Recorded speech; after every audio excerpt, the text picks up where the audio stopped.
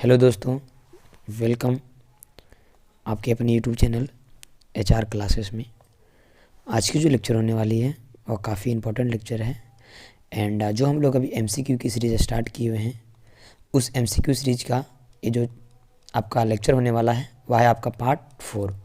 और जो हम लोग अभी MCQ सीरीज जो कवर कर रहे हैं वह क्लास 11th की कवर कर रहे हैं, जिसमें हम लोग फर्स्ट यूनिट को कवर कर रहे थे। और वो जो फर्स्ट यूनिट है उसका नाम है आपका unit dimension and measurements and this is the part 4। ठीक है, and this is highly useful for our board exam, NEET exams, JEE exams and other competitive exam in which physics questions केम।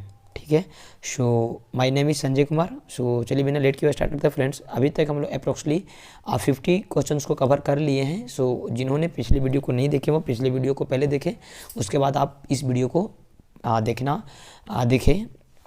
चलिए देखते हैं आज का जो फर्स्ट क्वेश्चन होने वाला है।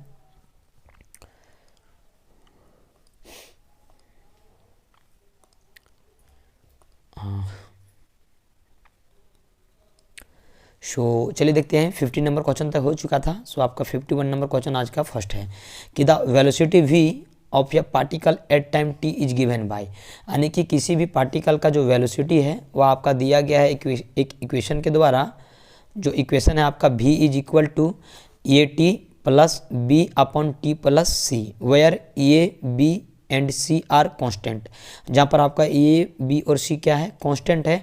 तो हम लोग को डिटरमाइन करना है ए का डायमेंशन, बी का डायमेंशन एंड सी का डायमेंशन। देखिए ऐसे क्वेश्चंस आपके जनरली नीट के एग्जाम में आते हैं और कभी कभी जो अच्छे बोर्ड्स हैं जैसे आपके हिमाचल प्रदेश बोर्ड वगैरह में ये सब क्वेश्चंस आते हैं। जेक में भी एक दो बार ऐसे क्वेश्चंस को इंट्रोड्यूस किया गया है। सो चलिए देखते हैं। आपका दिया है v is equal to a t plus b upon t plus c. So इसका जो आपका सोल्यूशन होगा वो हम लोग एडिशन मेथड से देखते हैं, यानी कि दो सेम डायमेंशन वाले को ही हम लोग ऐड कर सकते हैं या दो सेम डायमेंशन वाले को ही हम लोग हटा सकते हैं। तो यहाँ पर v इज इक्वल टू 80 और प्लस, यानी कि जो 80 होगा और जो आपका ए इक्वेशन है दोनों का डायमेंशन क्या होना चाहिए, सेम होना चाहिए। और यह किसके इक्वल है, आपका वेलोसिटी के इक्वल, यानी कि जो 80 का डायमेंशन होना चाहिए वह वेलोसिटी के इक्वल होना चाहिए। और जो आपका b अपॉन टी प्लस सी है उसका भी डायमेंशन किसके इक्वल होना चाहिए, वेलोसिटी के इक्वल। यानी कि एक सेकेंड, दिस इज द 80, यानी कि velocity is equal to 80 and velocity is equal to b upon t plus c. ठीक है, सो वेलोसिटी का डायमेंशन क्या हो जाएगा, l टी का पावर माइनस 1 अपॉन, ये तो कांस्टेंट है जिसका हम लोग को डायमेंशन निकालना है, इनटू टाइम। टाइम का क्या हो जाएगा t, यानी यहाँ से यदि a का मान निकालना चाहेंगे तो आपका आ जाएगा l टी का पावर माइनस 1 बटे t। सो यहाँ से आ जाएगा आपका l टी का पावर माइनस 2, यानी a का डायमेंशन कितना हो जाएगा, l टी का पावर माइनस 2। ऑप्शन में देखते हैं l टी का पावर माइनस 2 ये में है, b में आपका नहीं, यानी b ऑप्शन हो नहीं सकता है। c में देखिए l टी का पावर प्लस 2 है, माइनस में नहीं है, ये भी नहीं होगा। और l तो ये भी आपका नहीं होगा, यानी यदि आप ऑप्शन के अकॉर्डिंग देखेंगे तो आपका ऑप्शन ये विल बी राइट आंसर। सो चलिए हम लोग पूरा देख लेते हैं। So velocity is equal to b upon t plus c. तो वेलोसिटी का डायमेंशन होता है आपका l टी का पावर माइनस 1। तो b हम लोग क्या ले लेते हैं, चलिए b को हम लोग ले लेते हैं लेंथ। बिकॉज इसलिए लेंथ लिए क्योंकि यहाँ पर नीचे आपका टाइम दिया है, तो जिसका डायमेंशन सेम होगा उसी को ना ऐड कर सकते हैं। सो टाइम का हो जाएगा t प्लस, और ये c क्या हो जाएगा, इसका भी टाइम होना चाहिए तभी ये दोनों ऐड हो पाएगा। सो आपका l अपॉन क्या हो जाएगा t, because dimension of a plus dimension of a which is equal to a, और फिर dimension of a minus dimension of a is equal to ये।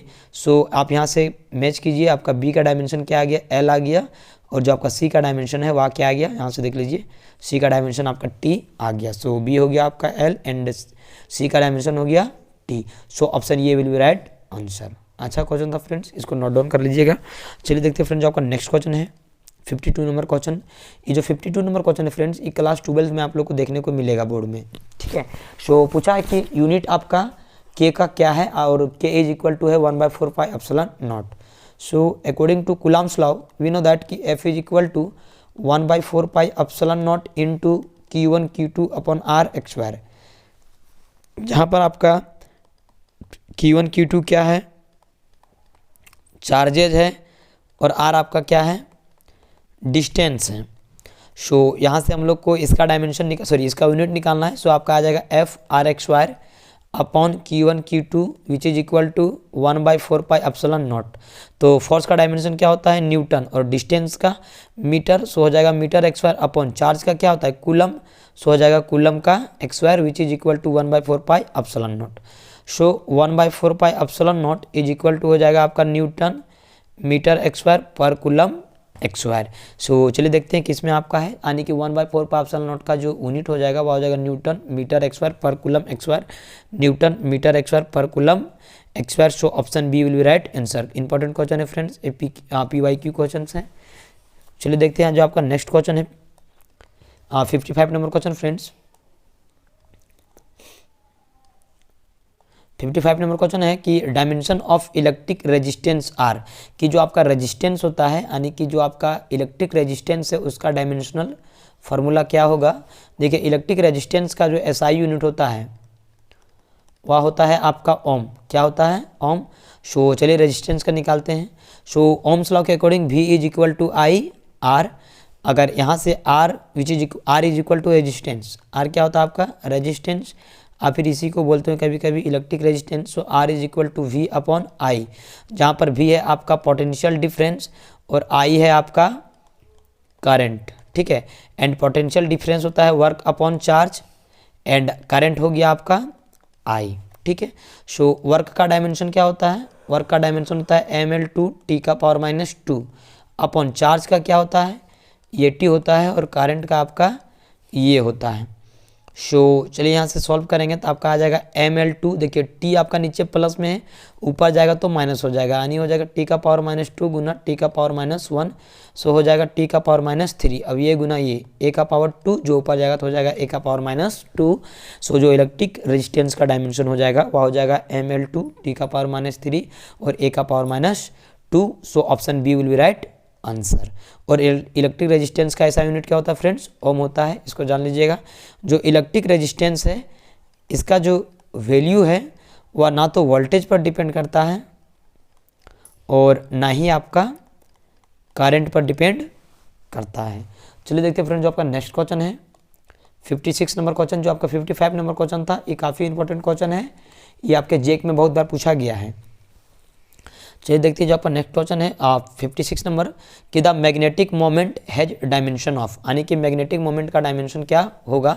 सो मैग्नेटिक मोमेंट होता है current into a small length, current into a small length P into TL। अच्छा एक minute, थोड़ा सा mistake हो गया। जो आपका मैग्नेटिक मोमेंट होता है वह होता है P into 2L which is equal to M। एक सेकेंड रुकिएगा फ्रेंड ताकि इसको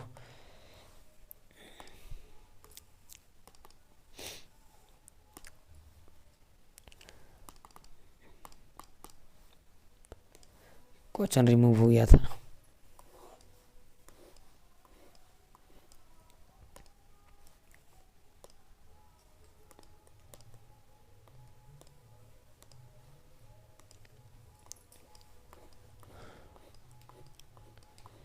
एक सेकेंड, ये क्वेश्चन नहीं है तो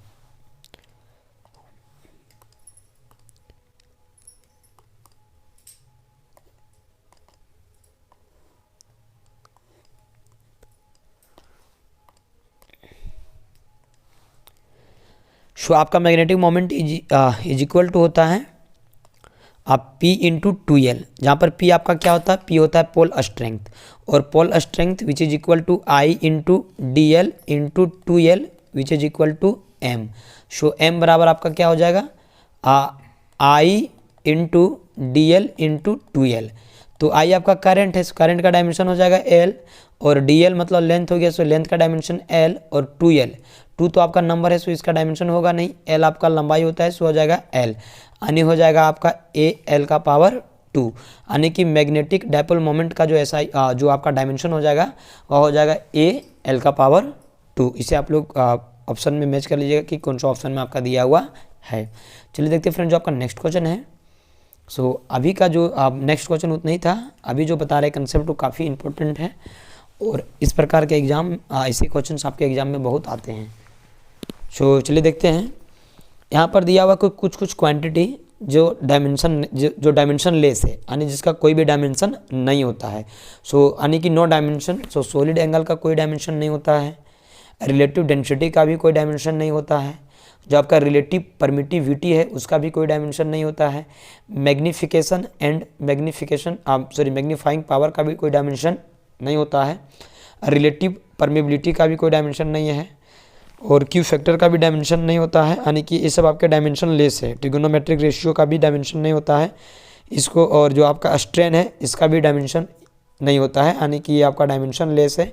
और जो आपका स्ट्रेंथ होता है इसको याद रखिएगा, ये काफ़ी बार पूछा गया एग्जाम में। इलेक्ट्रिक और मैग्नेटिक ससेबिलिटी का भी डायमेंशन नहीं होता है, यानी कि यहाँ पर जितने भी फिजिकल क्वांटिटी दिए हुए हैं सभी का सभी आपका क्या है, डायमेंशन लेस क्वांटिटी है। जैसे रिफ्रैक्टिव इंडेक्स हो गया, इसका भी कोई डायमेंशन नहीं होता है। जूल कांस्टेंट हो गया, इसका भी कोई डायमेंशन नहीं होता है। और आपका है एक एंगल का भी कोई डायमेंशन नहीं होता है। यहाँ पर जो भी आपके क्वांटिटी दिए गए हैं सारे क्वांटिटी आपके एग्जाम के लिए काफ़ी इंपॉर्टेंट है, ठीक है। और ये सब जितने भी क्वांटिटी है सभी के सभी एक नंबर होते हैं, इट इज़ जस्ट या नंबर। जैसे आपका रिफ्रैक्टिव इंडेक्स हो गया 2, रिलेटिव डेंसिटी हो गया 4, सॉलिड एंगल हो गया मान लेते 20, ठीक है, जूल कांस्टेंट हो गया मान लेते 30। ये सब क्या है, आपका एक नंबर है। ऐसे क्वांटिटी का ना तो डायमेंशन होते हैं और ना ही आपके क्या होते हैं, यूनिट होते हैं, या केवल और केवल आपका एक मैथमेटिकल नंबर होता है, ठीक है। स्ट्रेन को आप लोग याद कर लीजिएगा, क्या कि ये काफ़ी इंपॉर्टेंट है। ट्रिगोनोमेट्रिक रेशियो को भी याद कर लीजिएगा, ये प्रीवियस ईयर क्वेश्चन है, जेक में आया हुआ है, ठीक है फ्रेंड्स। चलिए देखते हैं फ्रेंड जो आपका नेक्स्ट पॉइंट है। हाँ, थोड़ा सा इसको अरेंज कर लेते हैं, और ये पॉइंट आपके एग्जाम के लिए काफ़ी इंपॉर्टेंट है। देखिए आर आपका क्या होता है, यहाँ पर हम लोग रेजिस्टेंस माने हुए हैं, यानी कि जहाँ पर भी आपका आर उपयोग होगा उसको रेजिस्टेंस माने हुए हैं। और एल को क्या माने हैं, इंडक्टेंस। और सी आपका क्या रिप्रेजेंट कर रहा है, कैपेसिटेंस। के आपका क्या रिप्रेजेंट कर रहा है, स्प्रिंग कांस्टेंट को। एम मास को, ई मॉडुलस ऑफ इलास्टिसिटी को, ई है आपका रो बोलते हैं, इसको क्या बोलते हैं, रो जो है आपका डेंसिटी को, इसको बोलते हैं म्यू नॉट। क्या बोलते हैं, म्यू नॉट। यह है एब्सोल्यूट परमिबिलिटी का। और एप्सिलॉन नॉट ये है आपका एब्सोल्यूट परमिटिविटी। आर क्या है आपका गैस कांस्टेंट, और वी क्या है आपका पोटेंशियल या फिर वॉल्यूम, और पी आपका क्या है प्रेशर, और टी आपका क्या है टेम्परेचर। ये जो बेसिक टर्म यहाँ पर हम लोग उपयोग किए हैं वो सब यहाँ पर हम बता दिए हैं। तो देखिए यानी कि जो आपका आर अपॉन एल है, यानी आर यहाँ पर क्या रिप्रेजेंट कर रहा है, रेजिस्टेंस अपॉन एल है ना, तो एल आपका क्या रिप्रेजेंट कर रहा है, इंडक्टेंस। क्या रिप्रेजेंट कर रहा है, इंडक्टेंस। यानी कि रेजिस्टेंस अपॉन इंडक्टेंस का जो डायमेंशन होगा वह टी का पावर -1 होगा। यह है आपका टी का पावर -1। और टी का पावर -1 किसका डायमेंशन होता है, यह डायमेंशन होता है फ्रीक्वेंसी का। यानी कि रेजिस्टेंस का इंडक्टेंस के साथ जो रेशियो निकलेगा तो उसे हम लोग फ्रीक्वेंसी प्राप्त कर सकते हैं। जो आपका स्प्रिंग कांस्टेंट है अपॉन मास का पावर कितना है, हाफ। इससे क्या किसका डायमेंशन मिलेगा, फ्रीक्वेंसी का, या फिर टी का पावर -1, ठीक है। 1 अपॉन आर सी, आर आपका क्या है रेजिस्टेंस, और सी आपका क्या है कैपेसिटेंस। यानी कि 1 अपॉन रेजिस्टेंस इंटू कैपेसिटेंस बराबर क्या होता है, फ्रीक्वेंसी, या फिर इसका डायमेंशन निकला चाहेंगे तो आपका आएगा टी का पावर -1। और आप देख लीजिए एल सी, एल आपका क्या है इंडक्टेंस, और सी आपका क्या है कैपेसिटेंस। का पावर हाफ अधिक करेंगे माइनस में है, -1/2 करेंगे तो आपका किसका डायमेंशन निकलेगा, फ्रीक्वेंसी का, या फिर इसका जो डायमेंशन होता है टी का पावर -1। ये काफ़ी इंपॉर्टेंट है फ्रेंड्स, इसको याद रखिएगा, ठीक है। यानी पूछेगा कि निम्नलिखित में से कौन कौन से फिजिकल क्वांटिटी का डायमेंशन आपका सेम होता है, तो दे देगा एक ऑप्शन में frequency and R upon L, where R is resistance and L is inductance. तो फ्रीक्वेंसी और रेजिस्टेंस अपॉन इंडक्टेंस का डायमेंशन क्या होता है, सेम होता है। चलिए देखते हैं फ्रेंड जो आपका नेक्स्ट है, जो दूसरा क्वांटिटी है आपका फिजिकल क्वांटिटी वह है टाइम। क्या है, टाइम, यानी कि किसके किसके डायमेंशन में हम लोग को टाइम मिलेगा। So under root L C, L आपका क्या होता है फ्रेंड, इंडक्टेंस, और आपका है सी, सी क्या होता है, कैपेसिटेंस, यानी कि इंडक्टेंस और कैपेसिटेंस का अंडर रूट जब लेंगे तो आपका क्या आएगा, टाइम का डायमेंशन आएगा। एल अपॉन आर, यानी कि inductance upon resistance, R for resistance, R for resistance and L for inductance, यानी कि इंडक्टेंस अपॉन रेजिस्टेंस का जो आपका डायमेंशन आएगा वह किसका, टाइम के बराबर आएगा, आर सी। आर आपका क्या होता है, रेजिस्टेंस गुना सी फॉर कैपेसिटेंस, यानी कि रेजिस्टेंस गुना कैपेसिटेंस बराबर क्या आता है, टाइम, और ये दोनों का डायमेंशन, ये दोनों के प्रोडक्ट का डायमेंशन किसके बराबर हो जाएगा, टाइम के बराबर। चलिए देखते हैं फ्रेंड, जो आपका जो थर्ड नंबर का क्वेश्चन है कि स्पीड का डायमेंशन किसके किसके बराबर होता है। So v is equal to lambda, lambda क्या होता है, वेवलेंथ, लेमडा आपका क्या है, वेवलेंथ गुना फ्रीक्वेंसी, यानी कि वेवलेंथ गुना फ्रीक्वेंसी करेंगे तो आपका क्या आएगा, वेलोसिटी का डायमेंशन ई, ई है आपका इलेक्ट्रिक फील्ड, ई क्या है आपका इलेक्ट्रिक फील्ड, और रो क्या है आपका डेंसिटी, यानी इलेक्ट्रिक फील्ड और डेंसिटी के रेशियो का अंडर रूट लेंगे तब आपका स्पीड के डायमेंशन के बराबर आएगा। और अंडर रूट टी यानी कि टाइम अपॉन म्यू आपका क्या है, आप परमिबिलिटी, तो इसका जब अंडर रूट लेंगे तो आपका वेलोसिटी का डायमेंशन मिलेगा। ये इसको याद कर लीजिएगा कि under root mu nought into epsilon nought का डायमेंशन किसके बराबर होता है, स्पीड के बराबर। एक काफ़ी इंपॉर्टेंट क्वेश्चन है, बार बार आपके एग्जाम में पूछे जाते हैं। एक आपका हो गया electric field upon magnetic field, E for electric field, ये आपका क्या हो गया इलेक्ट्रिक फील्ड, और बी आपका क्या हो गया मैग्नेटिक फील्ड, यानी कि इलेक्ट्रिक फील्ड का रेशियो मैग्नेटिक फील्ड के साथ निकालेंगे तब आपका किसका डायमेंशन प्राप्त होगा, स्पीड का डायमेंशन आपका प्राप्त होगा। ठीक है फ्रेंड्स, चलिए देखते हैं एनर्जी का। तो एनर्जी आपका जो है एनर्जी के डायमेंशन के इक्वल आ जाएगा सी वी का एक्सवायर, पी वी, पी आपका हो गया पोटेंशियल एंड वी हो गया आपका, अब देख लीजिए यहाँ पर वी किसको रिप्रेजेंट कर रहा है, देखिए पी आपका हो गया प्रेशर और वी हो गया पोटेंशियल और फिर वॉल्यूम। सो आपका पी वी हो गया, या तो जो एनर्जी का डायमेंशन हो जाएगा क्यू वी, क्यू हो गया आपका चार्ज और वी हो गया आपका पोटेंशियल, वी क्या हो गया पोटेंशियल, यानी कि चार्ज गुना पोटेंशियल जो होता है उसका डायमेंशन एनर्जी के बराबर होता है। एल आई एक्सवायर, आई एल मतलब हो गया इंडक्टेंस, आई मतलब हो गया आपका करंट, तो एल आई एक्सवायर भी हो गया। क्यू एक्सवायर अपन सी का भी dimension M L two T का पावर -2 के बराबर होता है। वी आई टी का भी डायमेंशन वही होता है। एन आर टी इसका भी डायमेंशन क्या होता है एनर्जी के बराबर, और आई एक्सवायर आर टी इसका भी डायमेंशन किसके बराबर होता है एनर्जी के बराबर होता है। अब देखिए कि एनर्जी डेंसिटी का डायमेंशन किसके सेम होता है, यानी कि किसके इक्वल होता है।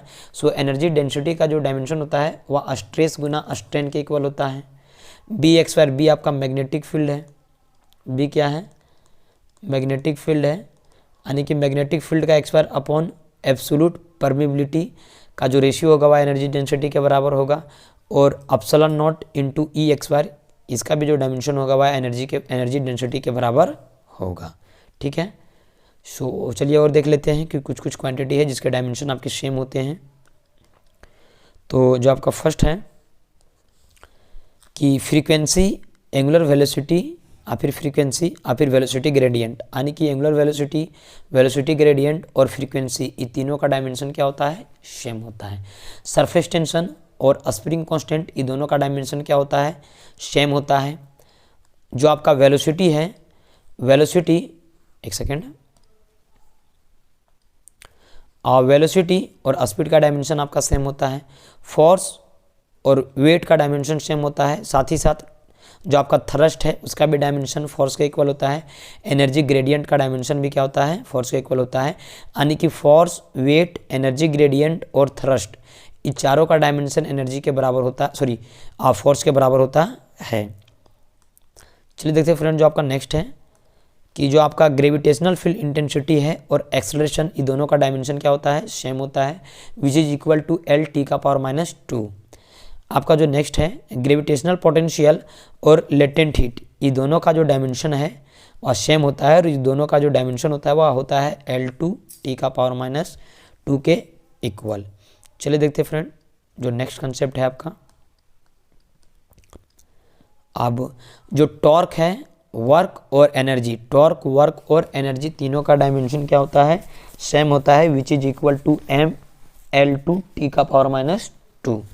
जो आपका 8 नंबर क्वेश्चन है कि आपका फ्लांक कांस्टेंट और एंगुलर मोमेंटम ये दोनों का डायमेंशन क्या होता है, सेम होता है। ये काफ़ी इंपॉर्टेंट है फ्लांक कांस्टेंट और एंगुलर मोमेंटम का। साथ ही साथ जो आपका 7 नंबर है ये भी काफ़ी इंपॉर्टेंट है, यानी कि फ्लांक कांस्टेंट और एंगुलर मोमेंटम का डायमेंशन सेम होता है और वह जो डायमेंशन होता है वह होता है आपका mL⁻² T⁻⁻1। आपका जो 9 नंबर है इसमें आपका एनर्जी डेंसिटी, प्रेशर, स्ट्रेस और अंश मॉडुलस मॉडुलस ऑफ इलास्टिसिटी, ये तीनों का डायमेंशन क्या होता है, ये चारों का डायमेंशन एक ही होता है, यानी कि एनर्जी डेंसिटी, प्रेशर, स्ट्रेस और मॉडुलस ऑफ इलास्टिसिटी ये चारों का डायमेंशन आपका mL⁻⁻1 T⁻²2 के बराबर होता है। जो आपका 10 नंबर है फ्रेंड्स, इसमें